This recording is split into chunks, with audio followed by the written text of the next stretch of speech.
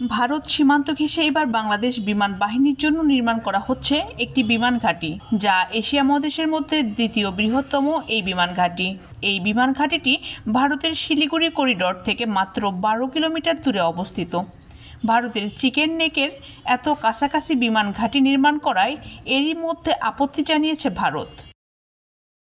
ভারতীয় একটি সূত্রে জানা গেছে, এই বিমান ঘাঁটিটি নির্মাণের ফলে বাংলাদেশের আকাশসীমা ভারতের জন্য একটি নতুন চ্যালেঞ্জ তৈরি করতে পারে। বিশেষ করে এটি ভারতের নিরাপত্তার কৌশল ও সামরিক শক্তির উপর ব্যাপক প্রভাব ফেলতে পারে বলে আশঙ্কা করা হচ্ছে। ভারতের শিলিগুড়ি করিডোর, যাকে চিকেন নেকও বলা হয়, একটি সংকীর্ণ সীমান্ত অঞ্চল যা ভারতের উত্তর পূর্বাঞ্চলকে বাকি ভারতের সাথে সংযুক্ত করে।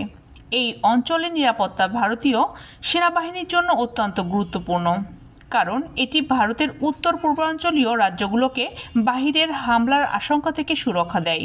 তাই বাংলাদেশের কাছে এই অঞ্চলের এত কাছাকাছি একটি বৃহৎ বিমান ঘাঁটির নির্মাণের বিষয়টি ভারতের মোদী সরকারের মাথা ব্যথার কারণ হয়ে দাঁড়িয়েছে।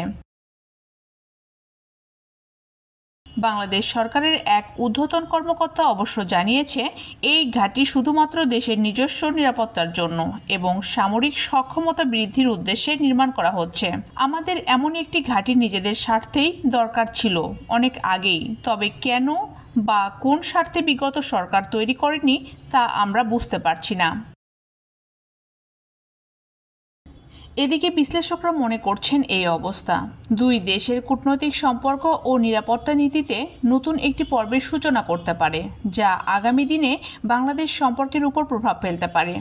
বাংলাদেশের লালমনিরহাট জেলার সীমান্ত ঘেঁষে নির্মাণ করা হচ্ছে এই বিমান ঘাঁটিটি, তবে বাংলাদেশ সরকারের পক্ষ থেকে এখনও কোনো আনুষ্ঠানিক প্রতিক্রিয়া জানানো হয়নি। জানা গেছে, কূটনৈতিক চ্যানেলে ভারত ও বাংলাদেশের মধ্যে আলোচনা করতে পারে। ভারতের শিলিগুড়ি করিডোরের নিরাপত্তা এবং বাংলাদেশ বিমান ঘাঁটির অবস্থান সম্পর্কে দুই দেশের মধ্যে আলোচনার পরবর্তী পদক্ষেপ কী হবে তা সময় বলে দেবে।